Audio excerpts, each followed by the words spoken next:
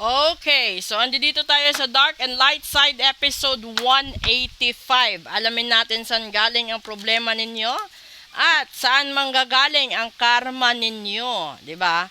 Ito 'yun. So, alamin niyo na.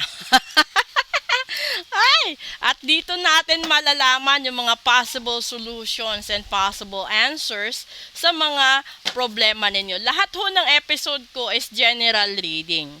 Kaya depende, yung iba makaka-resonate, yung iba hindi.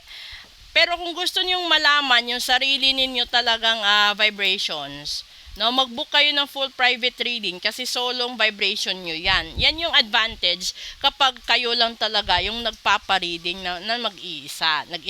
Diba? Kaysa naman kasi kung yung iba kasi, no, nasa live ko, mix yung vibrations doon. Ngayon, iniimbitahan ko kayo, may live ako bukas alas 8. Pero, mas maganda sa gusto nyong magpa-ritual, no? Kung gusto nyo ng wagas at matagal at forever na pag-ibig, yung ritual, gamitin nyo yung power of 8, which is the 8 is tonight.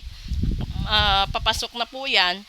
So, kung ayaw nyong mawalan ng swerte sa buhay, iparitual nyo yung kaperahan nyo na maging infinity, yung relasyon nyo, yung pagsasama ninyo, lahat ng gusto nyo na habang buhay ninyong tawag nito, makakamtan, iparitual nyo para magkaroon ng protection, di ba? So, basta buo ang loob mo at nagtitiwala ka sa gumagawa at wala kang ginagawa ding masama, di ba? Kasi minsan, marumi ang isip ng tao, nagpagawa ka ng ritual, pero dahil sa marumi ang iniisip mo, yung ritual mo nasasayang. Okay? So, first card. Oh, 10 of Pentacles agad. So, ibig sabihin, pamilya at swerte ang problema. Pangalawa, the King of Swords. Padre de Pamilya. Pangalawa, ay, Diyos ko, the 8 of Cups. Abandonment. Ngayon, lumalabas.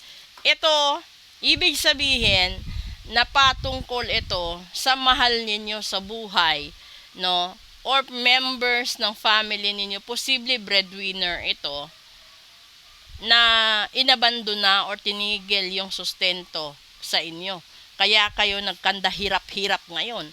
Ngayon, may slight lang ako na nakikita sa energy na ganyan, 'di ba? Kasi yung unang lumabas dito is pamilya. Yung pangalawa is the breadwinner or the provider itself.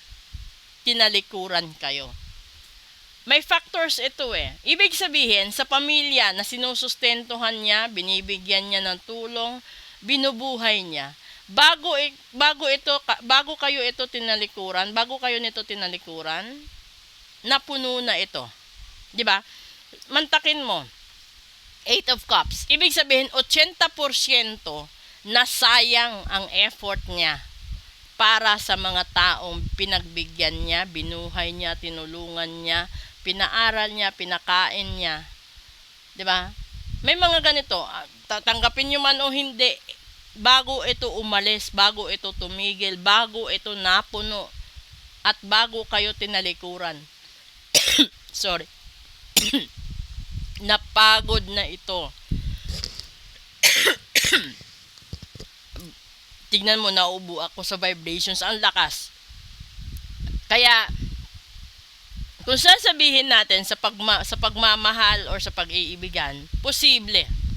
Bago ka nito iniwanan, bago ito na tumalikod or nang iwan, nabuhos at nagawa na niya ang lahat.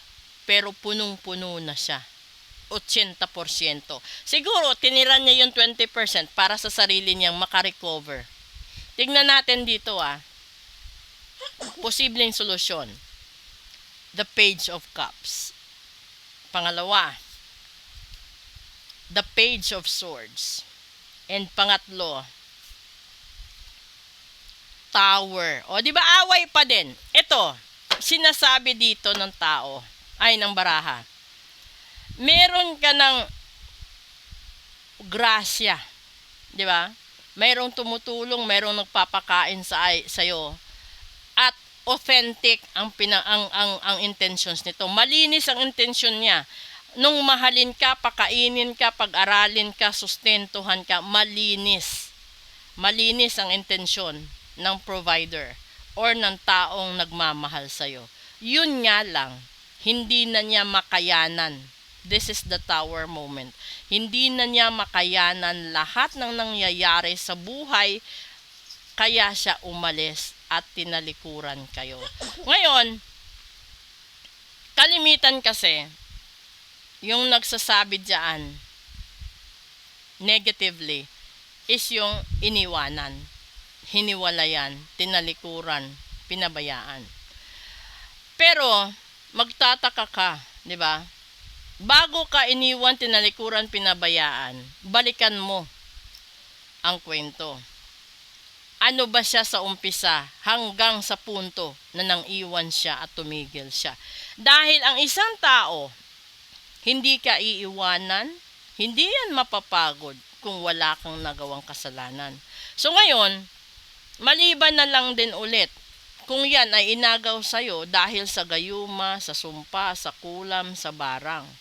Kasi talagang mawawala ang saysay ng natural na pamamaraan at natural na sitwasyon kung yan ay may kasamang barang, kulam, sumpa at gayuma. At natural yan ngayon, lalong-lalo na maraming tao or maraming marunong, no?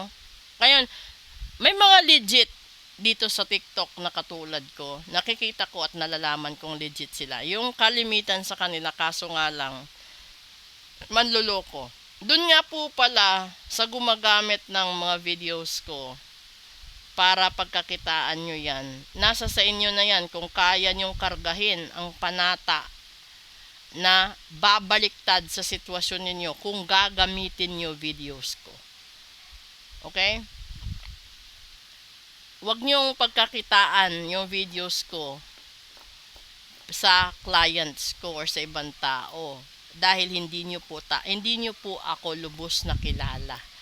So, kung wala kayong magawang maganda, huwag nyong subukan si Phoenix Heart sa sitwasyon ng ritualan. So, balik tayo dito sa topic natin.